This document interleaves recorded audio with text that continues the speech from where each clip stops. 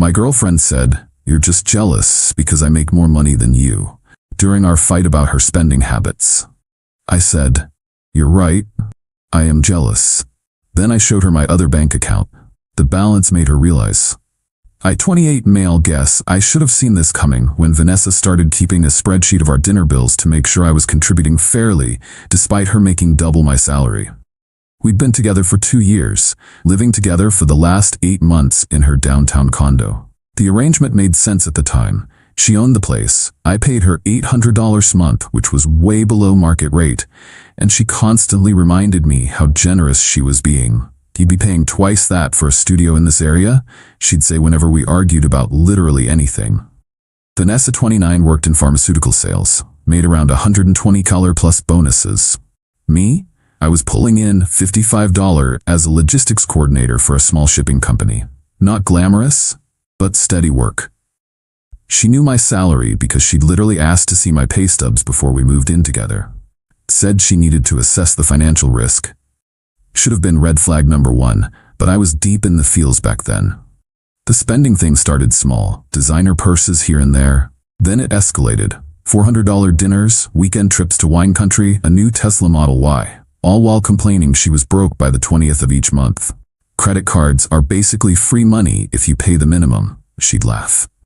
Meanwhile, she'd side-eye me for buying generic cereal. Last Tuesday, it all came to a head.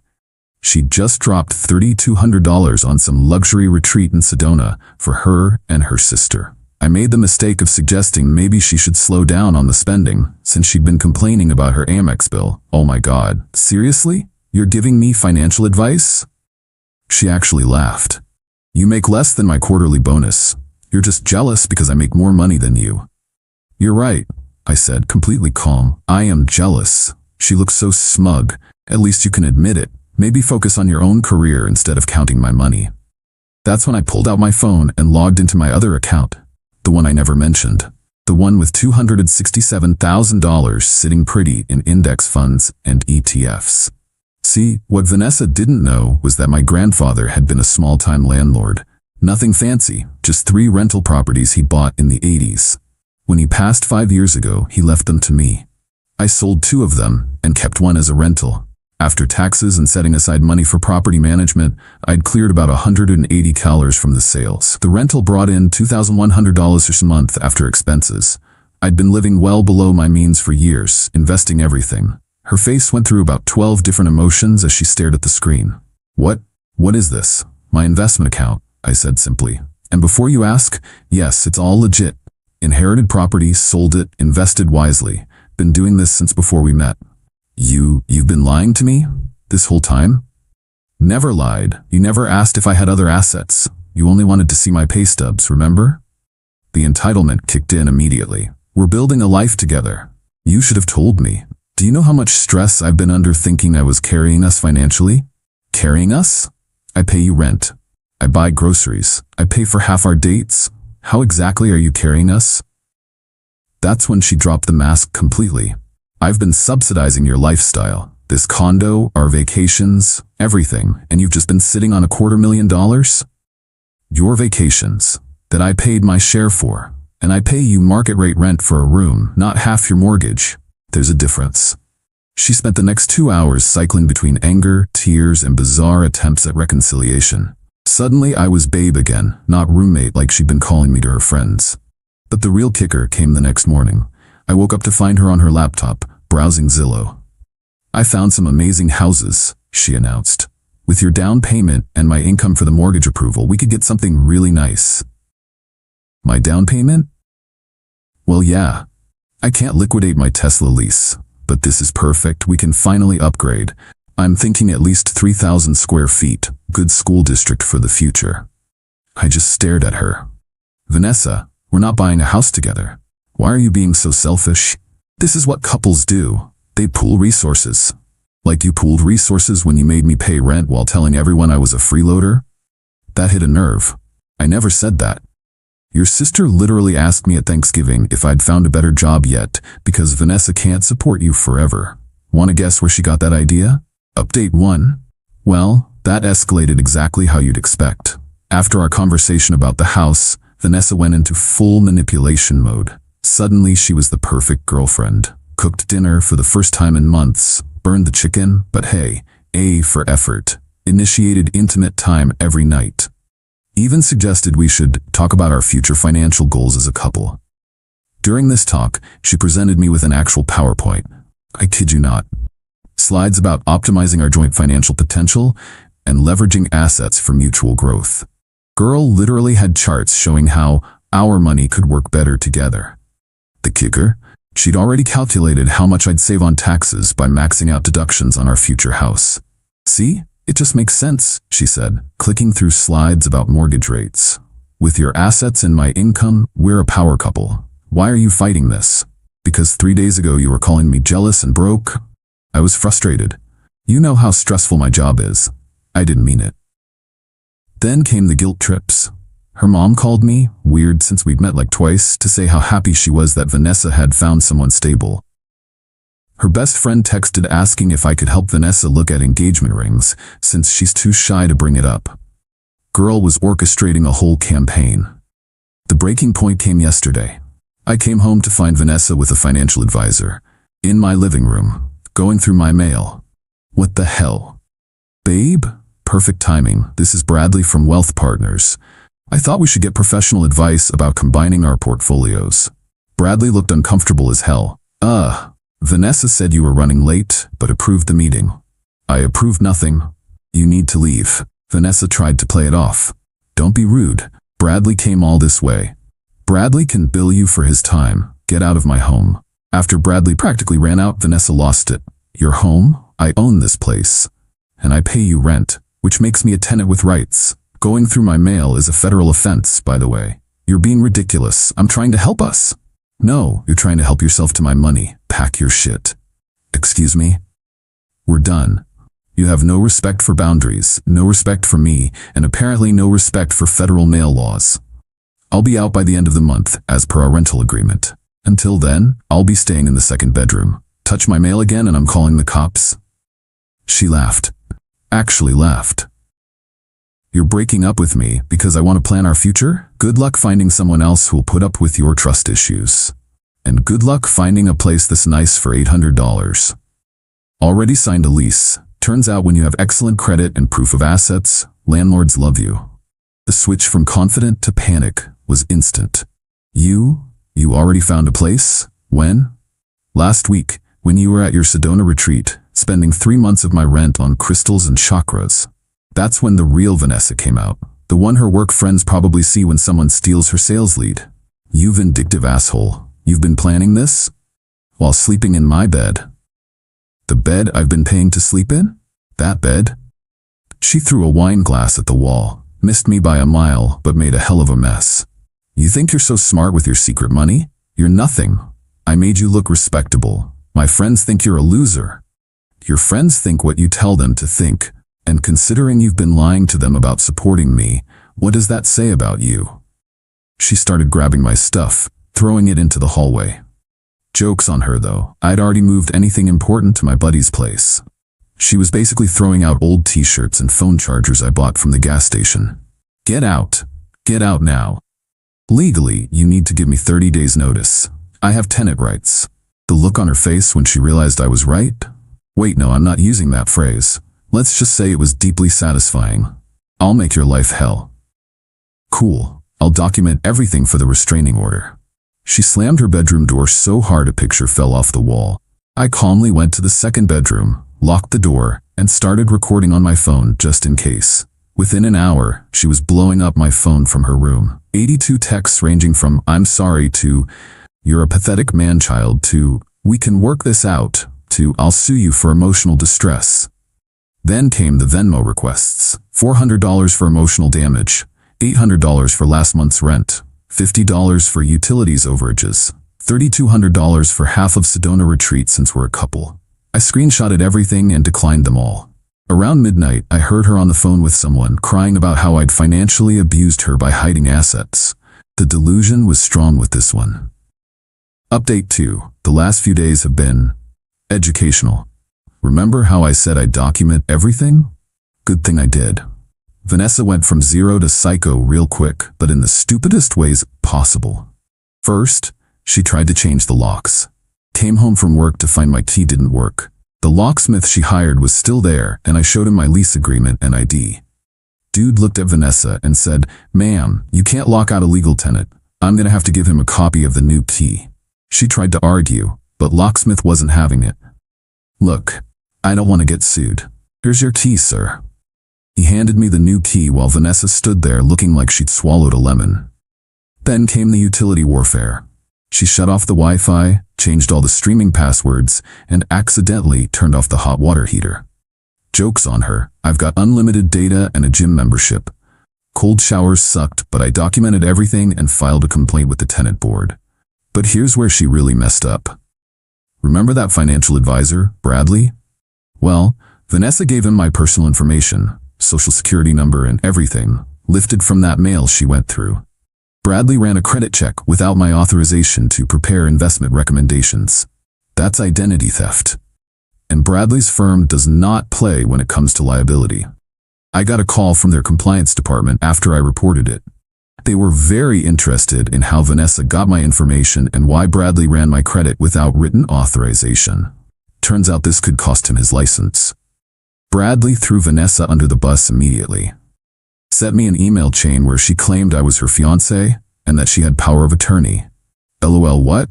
She'd even forged some documents.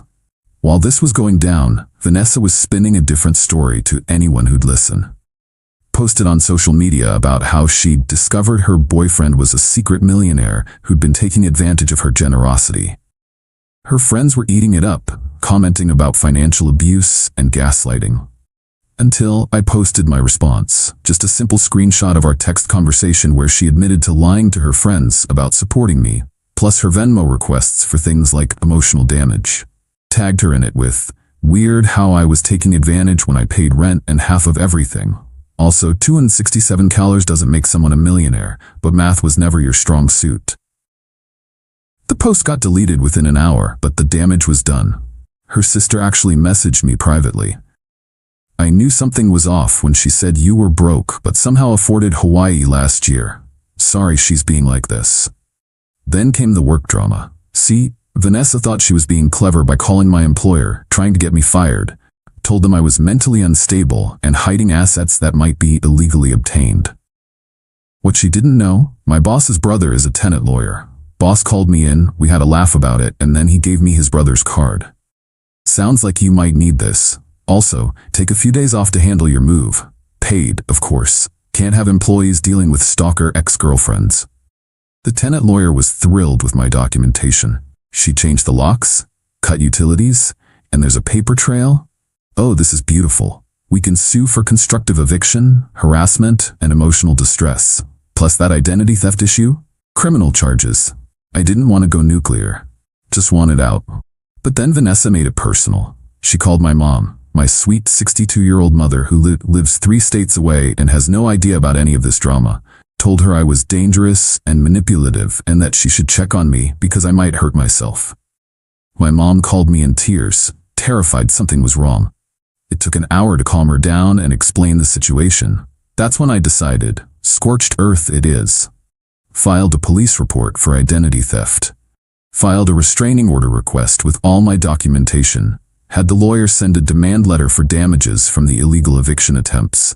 Reported her to her employer's HR for using company resources to harass me.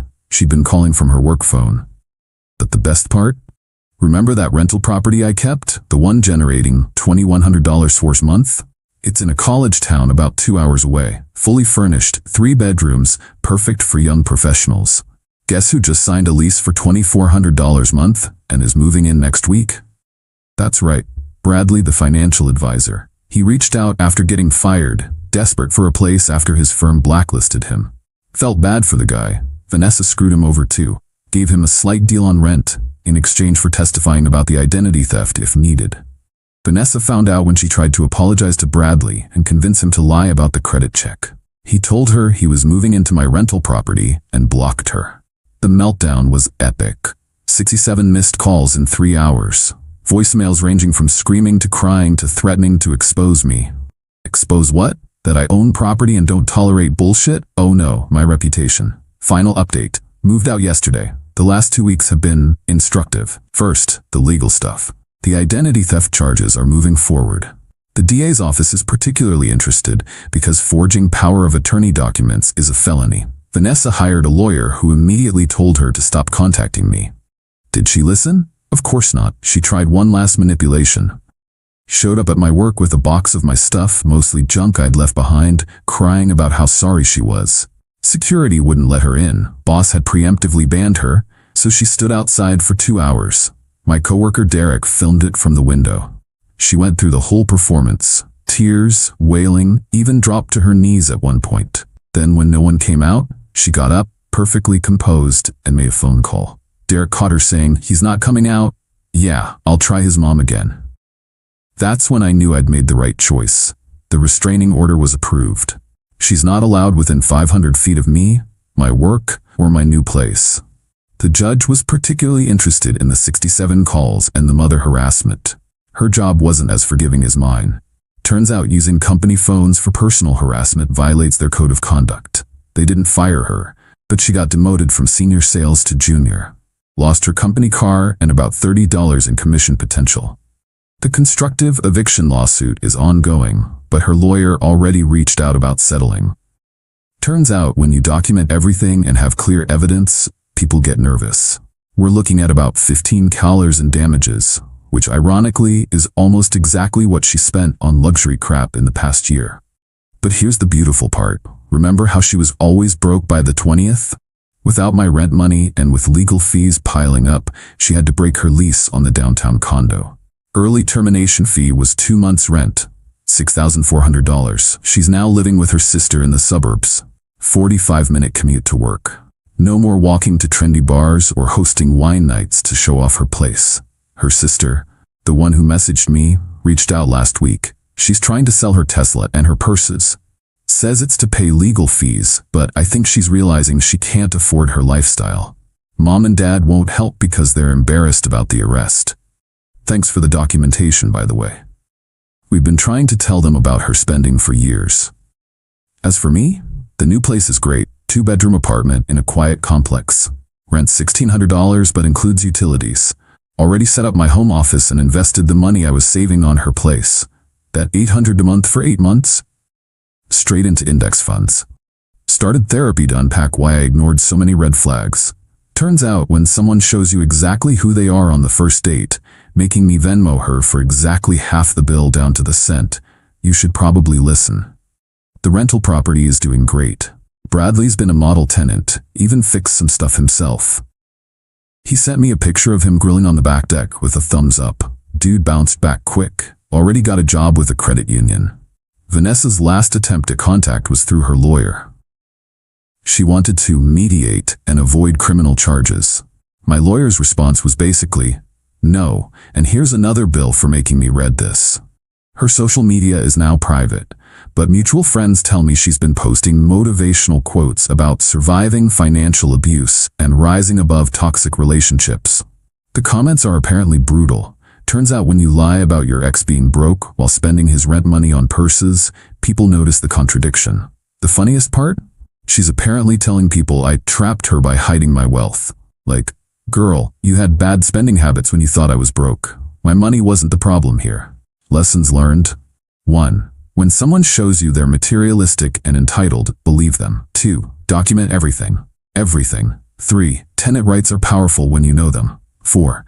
Never let anyone go through your mail. 5. If someone's love is conditional on your bank balance, that's not love. Oh, and that $267 it's now $271 thanks to the market.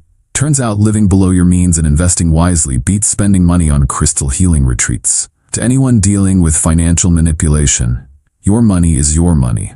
A real partner respects your boundaries and contributes equally, regardless of who makes more.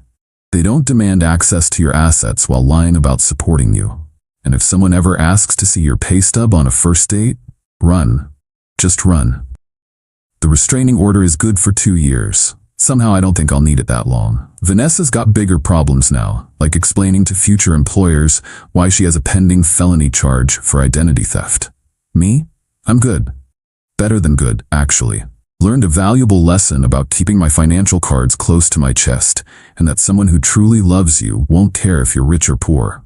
But they'll definitely care if you lie about it. Peace out, Reddit. Going camping next weekend with that truck camper I bought last month. Yeah, I bought a camper. Because I can, and because there's something poetic about driving away from drama in a house on wheels.